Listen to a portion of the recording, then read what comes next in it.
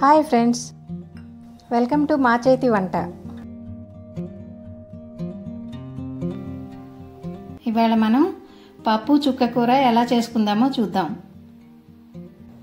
ఇదిగోండి, ఈ చుక్కకూర ఒక మంచి టేస్ట్ గల ఆకుకూర.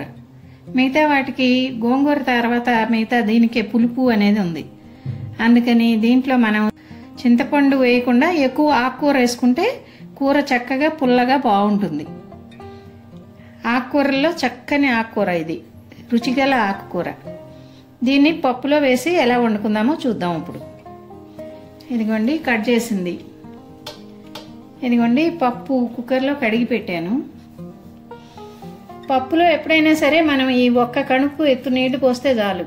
పప్పు మీద మనం నీళ్ళల్లో ఏలు పెడితే ఇంత ఎత్తు పోస్తే చాలు నీళ్లు.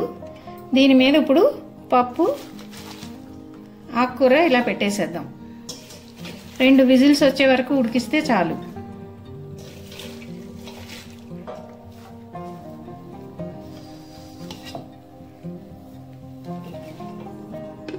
ఇదిగోండి 2 విజిల్స్ వచ్చే వరకు ఉడికించుకుందాం.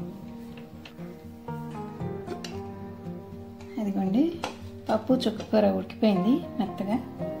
దీంట్లో మనం ఇప్పుడు ఉప్పు కారం వేసుకుందాం.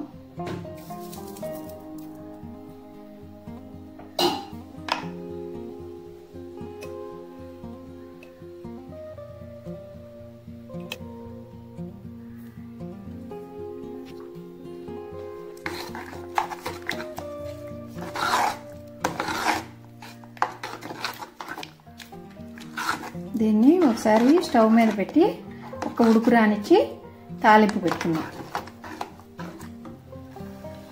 ఇప్పుడు కొద్దిగా నెయ్యి వేసుకుందాం తాలింపుకి. పప్పు కూరకి నేతి తాలింపు చాలా బాగుంటుంది. ఇప్పుడు తాలింపులో ఎల్లుల్లిపాయలు, ఎండుమిరపకాయలు, శనగపప్పు, మినప్పప్పు, ఆవాలు, జీలకర్ర ఇవన్నీ వేగినాక మనం కరివేపాకు వేసుకుందాం. నేతి తాలింపు కదా, గుమగుమ వాసన వస్తుంది. పప్పు కూరకు నేతి తాలింపు కూర స్పెషల్గా ఉంటుంది సువాసనతో. అదిగాక నెయ్యి ఇష్టం ఉన్న వాళ్ళు మళ్ళీ అన్నంలో వేసుకోవచ్చు, లేకపోతే దీంతోనే సరిపెట్టుకోవచ్చు. నెయ్యి ఎక్కువ తినకూడదు అనుకునే వాళ్ళు.